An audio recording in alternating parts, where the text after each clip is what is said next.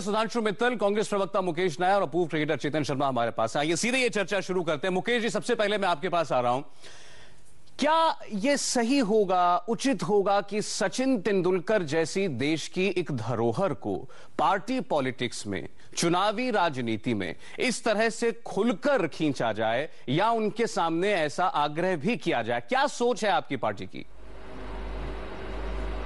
देखिए, हमारी ये सोच है, सचिन तेंदुलकर हमारे हीरो हैं और जैसा आपने कहा देश की धरोहर है। तो जो देश की धरोहर है, जो इतने उत्कृष्ट श्रेणी के लोग हैं, वो राजनीति को पवित्र करें। कम से कम इस देश में एक अच्छा आदमी राजनीति में एक खराब आदमी की जगह ले तो राजनीति में शुचिता आए, पवित्रता आए और अच्छे लोगों के लिए राजनीति का मार्ग खुले। दूसरी बात मैं ये कहना चाहता हूं कि हमारे देश की राजनीति कलाकार, खिलाड़ी, शिल्पकार, चित्रकार, नेता, स्वयंसेवक, सबका मिला जुला पूरी सामूहिक चेतना का बड़ा निर्मल और भोला प्रतिबिंब राजनीति होना चाहिए जी। हम ये चाहते हैं और इसी दृष्टि से हमने सचिन तेंदुलकर जी का नाम स्टार प्रचारकों की सूची में शामिल करके मध्य प्रदेश कांग्रेस कमेटी ने अखिल भारतीय कांग्रेस कमेटी के पास भेजा है कि उनसे आग्रह करें कि अगर वो अनुमति दे देते हैं तो हमारे चुनाव प्रचार में हम उन्हें शामिल करना चाहते हैं। चलिए, लेकिन आपने भी यह माना कि वो आपकी पार्टी की नहीं या केवल एक सोच की नहीं बल्कि देश की धरोहर हैं सचिन तेंदुलकर। सुधांशु मित्तल, आप कैसे रिएक्ट करते हैं इस पर? कांग्रेस पार्टी चाहती है सचिन तेंदुलकर उनके लिए चुनाव प्रचार करें।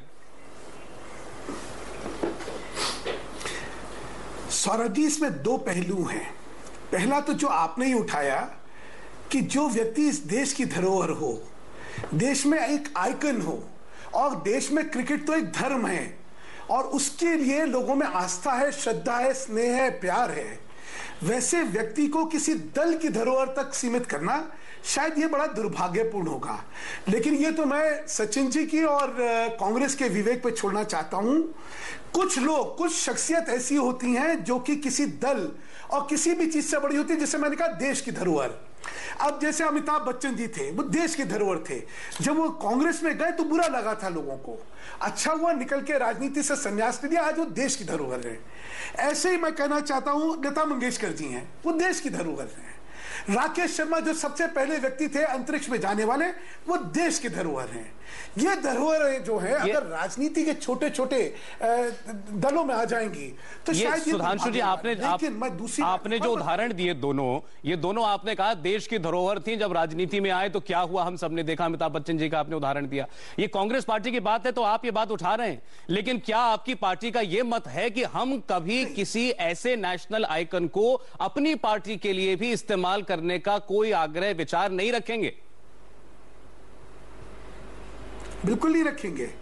मुझे लगता है कि हर एक जना जो राजनीति के प्रति और देश के प्रति समर्पित है ना, वो चाहेगा कि देश बड़ा है, राजनीति छोटी है, और देश जिससे इंस्पिरेशन लेता हो, जो लोगों के लिए आस्था का केंद्र बना हो, उसको छोटे छोटे दायरों में सीमित नहीं करना चाहिए। इसमें तो मुझे लगता है कि जहां तक संगठन का सवाल है, मेरे तो व्यक्तिगत मत ये है और संगठन में भी इस मत पे मतभेद नहीं होने वाला। ठीक है मुकेश जी, इस पर रिएक्ट करेंगे। उससे पहले मैं चेतन से एक रिएक्शन लेना चाहता हूं, क्योंकि चेतन एक क्रिकेटर है, उसके साथ साथ वो खुद राजनीति में अपने हाथ आजमा चुके हैं। चेतन, आपने लोकसभा का चुनाव लड़ा है, आज भी आप बीजेपी के साथ एक प्रारंभिक स्तर पर जुड़े हुए हैं।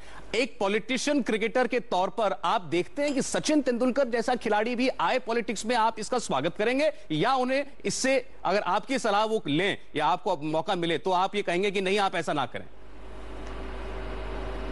सर, सबसे बड़ी बात यह है कि सचिन तेंदुलकर ऑलरेडी एक मेंबर पार्लियामेंट है और मेंबर पार्लियामेंट का मतलब है कि आप पॉलिटिक्स में है, और मेंबर पार्लियामेंट वो अगर गए हैं तो थ्रू कांग्रेस उनको वहां पर जगह मिली, और कांग्रेस अगर आज चाहती है कि वो आके प्रचार करें, और क्या वो प्रचार करेंगे नहीं करेंगे वो अलग बात है। नहीं, फर्क है चेतन, वो नॉमिनेटेड मेंबर है, मनोनीत मेंबर है। ये बात सही है कि कांग्रेस पार्टी और सरकार की तरफ से उनको आग्रह हुआ कि आप आइए, हम आपको मेंबर बनाते हैं, पार्लियामेंट में लाते हैं, वो आ गए, लेकिन फिर भी मनोनीत सदस्य हैं। देश उनको, उनकी सोच को किसी एक राजनीतिक दल के साथ जोड़कर नहीं देखता है।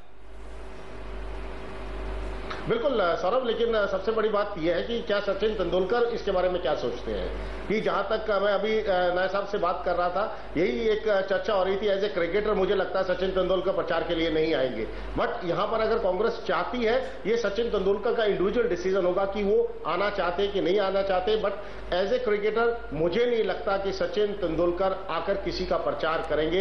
ये मैं हर समय कपिल देव के बारे में बात करता हूं, यही मैं आज सचिन तेंदुलकर के बारे में बात कर रहा हूं। सर मुकेश जी क्या कहते हैं? बीजेपी कह रही है कि हम अपनी पार्टी के लिए कभी न्योता नहीं देंगे, कभी इतनी बड़ी नेशनल आइकन को। आप क्यों करना चाहते हैं?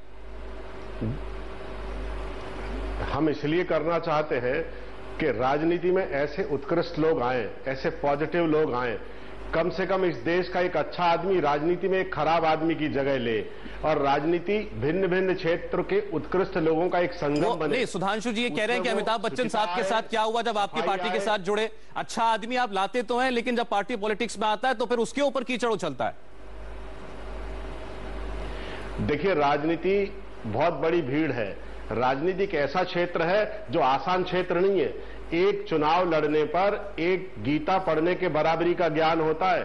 ये कोई साधारण क्षेत्र नहीं है। अगर इस देश के बारे में सोचना है, इस देश के आर्थिक, सामाजिक, शैक्षणिक, धार्मिक सभी क्षेत्रों में सुधार लाना है, तो अलग अलग क्षेत्र के उत्कृष्ट लोगों को राजनीति में लाना होगा, ताकि इस राजनीति में शुचिता आए, अच्छे लोग राजनीति में आए, और ये राजनीति ऐसे लोगों के साथ पवित्र हो जाए जो वास्तव में इस देश के सही लोग हों और देश की राजनीति का प्रतिनिधित्व। आपका ये कहना है कि अच्छे लोगों को राजनीति में आना चाहिए, फिर वो चाहे कितने बड़े नेशनल आइकन क्यों ना हो। सुधांशु मित्तल इस पर रिएक्ट करेंगे एक छोटे से ब्रेक के बाद। क्या सचिन तेंदुलकर खुलकर कांग्रेस पार्टी के लिए आगे आकर प्रचार करें? इसका जवाब खुद उन्हें देना है। हम लौटेंगे एक ब्रेक के बाद।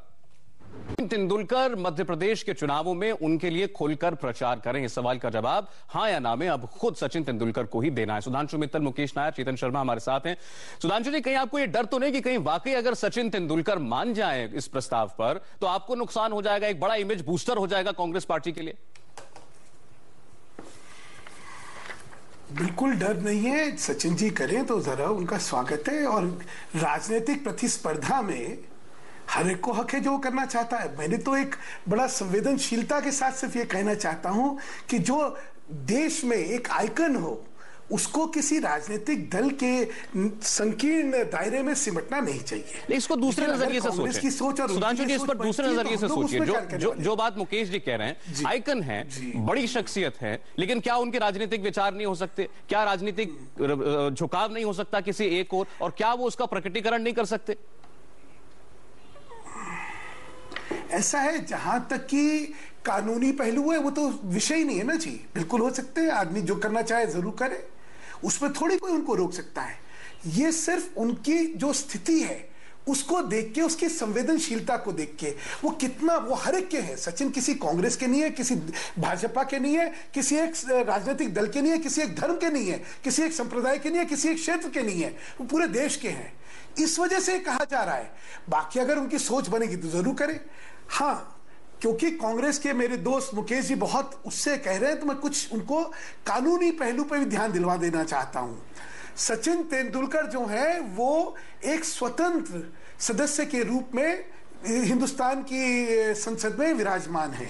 वो नॉमिनेट होने के बाद उनको एक स्वतंत्रता थी कि कुछ अरसे के अंदर अगर कोई राजनीतिक संगठन को ज्वाइन करना चाहते तो ज्वाइन कर सकते थे, लेकिन उन्होंने ऐसा नहीं करा।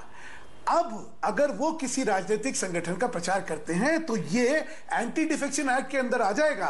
तो करने से पहले जल्दबाजी ना करिएगा कि बाद में पता लगा इतने बड़े आइकन कि आपने भट पिटवा दी। चलिए मुकेश जी, इसका जवाब आप सुनूंगा। एक कानूनी पक्ष रखा है यहां पर सुधांशु मित्तल ने, और क्या ऐसा करके आप उन पर बेजा दबाव तो नहीं डाल रहे हैं कि वो आए और आपकी पार्टी के लिए खुलकर अपना समर्थन दिखाएं? इस पर आपसे पूछूंगा। चेतन भी हमारे साथ है, उनके पास भी चलेंगे, लेकिन एक ब्रेक के बाद। और उससे पहले बता दें, सचिन तेंदुलकर कांग्रेस पार्टी के लिए चुनावों में प्रचार करेंगे, ये बड़ा सवाल है। कांग्रेस पार्टी ने ऐसी मंशा जाहिर की है। मुकेश नायक साहब, ब्रेक से पहले सुधांशु मित्तल ने कानूनी पक्ष उठाया। उनका कहना था भले आदमी है, कहीं आप फंसा ना दीजिएगा उनको किसी कानूनी पचड़े में, और क्योंकि देश को भी यही डर है कि कहीं इतने बड़े आइकन पर कोई उंगली ना उठ जाए। देखिए, मुझे नहीं लगता कि जो नॉमिनेटेड सदस्य है उसको कोई भी संविधान में अपने मौलिक अधिकार और अपने विचार और राजनीति में अपने हस्तक्षेप को प्रकट करने के लिए कोई बाधा नहीं है। मैं इस पे कोई विवाद नहीं करना चाहता जी, क्योंकि ये बात सचिन तेंदुलकर की है। मैं ये कहना चाहता हूं कि नवजोत सिद्धू जो आइकॉन है वो भी मेंबर पार्लियामेंट है, अजहरुद्दीन वो भी मेंबर पार्लियामेंट है, हमारे चेतन शर्मा जी एक चुनाव लड़े हैं, गुरदासपुर से विनोद खन्ना बीजेपी के मेंबर पार्लियामेंट थे, धर्मेंद्र जी मेंबर पार्लियामेंट थे, शत्रुघ्न सिन्हा मेंबर पार्लियामेंट थे। हमारी पार्टी में भी कलाकार राजनीति में रुचि लेते हैं, अच्छा लगता है। राजनीति अलग अलग क्षेत्रों का जो एक्सीलेंस है, जो उत्कृष्टता है, उसका एक केंद्र होना चाहिए। राजनीति में अलग अलग क्षेत्र के विशेषज्ञ हैं, आइकॉन है, वो आपकी बात समझ इकट्ठे होना चाहिए। सचिन तेंदुलकर जी 18 तारीख को क्रिकेट को अलविदा कह रहे हैं। मुकेश जी, आपकी बात हम सब समझ गए, और आपने जो बात कही तर्क के लिहाज से, कानूनी दृष्टि से, उसमें कहीं कोई कमी नहीं है, और बड़े सम्मान के साथ। सुधांशु जी, बस समय बिल्कुल खत्म हो गया, मैं अपनी बात खत्म कर दूं, फिर आपको धन्यवाद ही करना चाहता हूं। बस एक मिनट दे दीजिए, एक मिनट में ये सुन लीजिए। सचिन जो है 24 दिसंबर 2012 को नॉमिनेट हुए थे। शेड्यूल जो है चैप्टर 5 आर्टिकल 73(3) वो ये कहता है, a nominated member of parliament और state legislation who is not a member of a political party shall join a political party within 6 months, after which he shall stand disqualified. तो ये जो कह रहे हैं ना, इनको समझ नहीं आ रही। आप वो कानूनी बात कह रहे हैं, वो ठीक है, वो एक राजनीतिक वो ये कह रहे हैं कि प्रचार करना है, मुझे उनको नहीं लगता कि इस दायरे में आएगा, किसी कानून के उल्लंघन के दायरे में। खैर, वक्त बिल्कुल समाप्त हो गया। बहुत बहुत शुक्रिया मुकेश नायक, चेतन शर्मा, सुधांशु मित्तल, आप तीनों का बहुत बहुत धन्यवाद इस चर्चा में आने के लिए। और हम तो यही कहेंगे, सचिन तेंदुलकर देश की धरोहर हैं, देश के आइकॉन हैं, पूरा देश उनसे प्रेम स्नेह रखता है। वो कोई भी फैसला करेंगे, वो स्वतंत्र हैं, और शायद इसका आखिरी फैसला भी उन्हीं पर छोड़ देना चाहिए। ब्रेक लेंगे, ब्रेक के बाद देखिए दुनिया का सबसे तेज न्यूज शो सुपर